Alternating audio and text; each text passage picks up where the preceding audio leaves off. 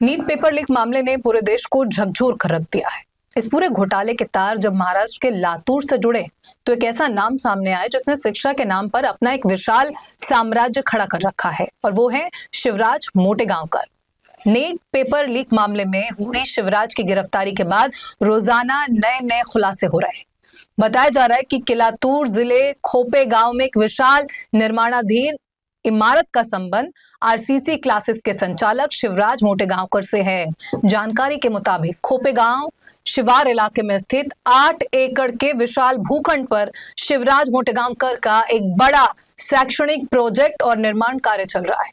तस्वीरों में साफ तौर पर देखा जा सकता है कि कितनी बड़ी और भव्य इमारत का निर्माण कोचिंग सेंटर के लिए किया जा रहा है।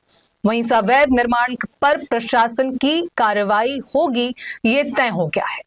आपको बता दें कि पेपर लीक मामले में आरसीसी कोचिंग सेंटर और उसके संचालक के खिलाफ लगातार कार्रवाई की जा रही है। पुणे नगर निगम द्वारा पुणे के डेक्कन क्षेत्र में स्थित आरसीसी कोचिंग क्लासेस की शाखाओं को सील कर दिया गया है। ये कार्रवाई पेपर लीक मामले और संस्थान के भवन से संबंधित गैर अनियमितताओं के चलते की गई है। आपको बता दें कि महाराष्ट्र नवनिर्माण सेना द्वारा क्लासेस के अवैध संचालन को लेकर शिकायत और विरोध प्रदर्शन किए गए थे। इसके बाद पुणे महानगर पालिका के अधिकारियों ने पुलिस सुरक्षा के बीच डेक्कन के जंगिल महाराज रोड पर स्थित वोरावके बिल्डिंग के 2 फ्लोर सील कर दिए हैं। जांच के दौरान पाया गया कि ये कोचिंग संस्थान बिना किसी कंप्लीशन सर्टिफिकेट यानी सीसी और ऑक्यूपेंसी सर्टिफिकेट ओसी के अवैध रूप से व्यावसायिक रूप से संचालित किए जा रहे थे। अधिकारियों ने परिसर से कुछ अवैध रूप से लगाए गए टीन शेड को भी हटा दिया है। वैसे आपको बता दें कि कभी सिर्फ 10 छात्रों को एक छोटे से कमरे में पढ़ाने वाले मोटेगांवकर की आज महाराष्ट्र के 28 जिलों में कोचिंग फैक्ट्रियां चल रही हैं। उसके करोड़ों की संपत्ति होने के बाद भी कही जा रही है। साल 2000 के आसपास की बात है। लातूर के पुराने MIDC परिसर से जब उद्योग धंधे नए इलाके में शिफ्ट हुए तो वहां सन्नाटा पसर गया। इसी सुनसान और बंद बड़ी फैक्ट्रियों वाले इलाके में शिवराज मोटेगांवकर ने अपनी पहली प्राइवेट ट्यूशन क्लास की नींव रखी थी। शुरुआत में मोटेगांवकर सिर्फ केमिस्ट्री पढ़ाता था, लेकिन डॉक्टर और इंजीनियर बनने का सपना देखने वाले छात्रों की भीड़ इस कदर बढ़ी कि देखते ही देखते ये सुनसान इलाका एक बड़े कोचिंग हब में बदल गया।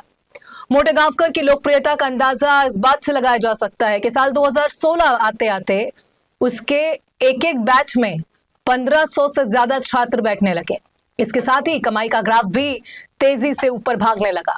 शुरुआत में जो फीस महज 15,000 रुपए हुआ करती थी, छात्रों की संख्या बढ़ते ही इसे बढ़ाकर 25,000 रुपए कर दिया गया।